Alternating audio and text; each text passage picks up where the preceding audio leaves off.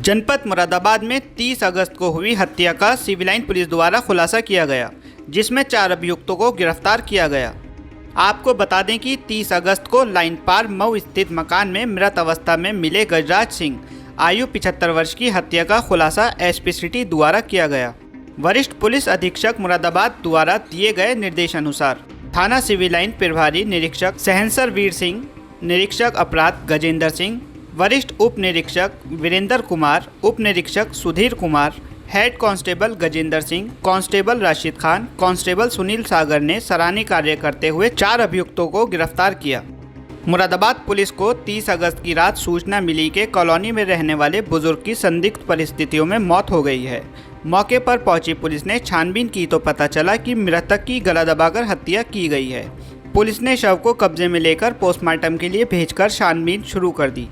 Police को पता चला कि मृतक का अपने बेटे धर्मपाल से 1994 में जानलेवा हमले को लेकर विवाद चल रहा है और वर्ष 2018 में संदिग्ध परिस्थितियों में फूड पॉइजनिंग के चलते गजराज की पत्नी की मृत्यु हो चुकी है। पुलिस ने धर्मपाल को हिरासत में लेकर जब पूछताछ की तो धर्मपाल पुलिस की सख्ती के आगे टूट गया और उसने बताया कि उसके पिता की 150 बीघा ज़मीन है, लेकिन उसका पिता उसे कुछ भी नहीं देता, जिसकी वजह से वह काफ़ी परेशान था और पिता औने पौने दामों में कीमती ज़मीन को बेच रहा था। कई बार उन्होंने अपने पिता को समझाया, लेकिन पिता मानने को तैयार नहीं था। तब उसने कुछ वर्ष पहले अपनी माता पिता को खाने पीने के सामान में जहरीला पदार्थ मिलाकर दे दिया, जिससे उसकी मां की मृत्यु हो गई। लेकिन पिता अस्पताल से ठीक होकर घर वापस आ गया।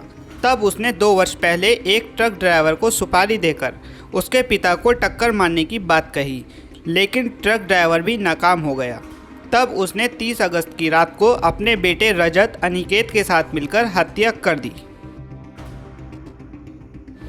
ये 29/30 अगस्त की रात को एक 75 वर्षीय वृद्ध व्यक्ति की डेड बॉडी की सूचना प्राप्त हुई थी। जब पोस्टमार्टम कराया गया तो इसमें गला दबाकर हत्या करने की बात सामने आई। मुकदमा पंजीकृत किया गया और इसमें जब विवेचना शुरू की गई और इसमें आज 4 लोगों को गिरफ्तार किया गया है। इसमें जो हत्या करने में जो इन्वॉल्व थे, एक इसका स्वयं का बेटा तथा 3 इसके पोते हैं, धर्मपाल, अनिकेत, रजत और अंकित। इसमें जो धर्मपाल इसका बेटा है, अनिकेत और रजत धर्मपाल के बेटे हैं और दूसरा इसका भतीजा लगता है।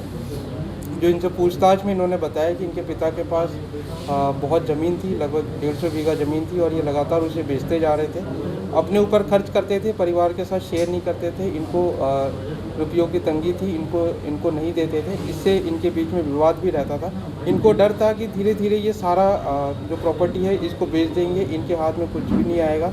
साथ ही इनको ये भी डर था कि जो धर्मपाल की बहनें हैं उनको ये वसीयत में प्रॉपर्टी कर देंगे और ये पूरे खाली हाथ रह जाएंगे। इसी के चलते इन्होंने प्लानिंग करी और हत्या करने का प्लान इन्होंने लगभग रक्षाबंधन के आसपास इन्होंने बनाया और हत्या करने वाले दिन ये आए और गला दबाकर इसकी हत्या करी। जिस दिन डेड बॉडी मिली थी उससे 1 दिन पूर्व इन्होंने ये हत्या करी थी। पूछताछ में इन्होंने ये भी बताया कि इससे पूर्व भी इन्होंने अपने पिता की धर्मपाल ने अपने पिता की हत्या करने का प्रयास किया था। इन्होंने लगभग 2-2.5 वर्ष पहले एक ट्रक ड्राइवर को पैसे दिए थे कि ये इसकी हत्या ट्रक से टक्कर मार के कर दे, बट उसने इस प्रकार का नहीं किया। उससे भी ये पूछताछ से कंफर्म हुई है। साथ ही ये भी बात इन्होंने कबूल करी है।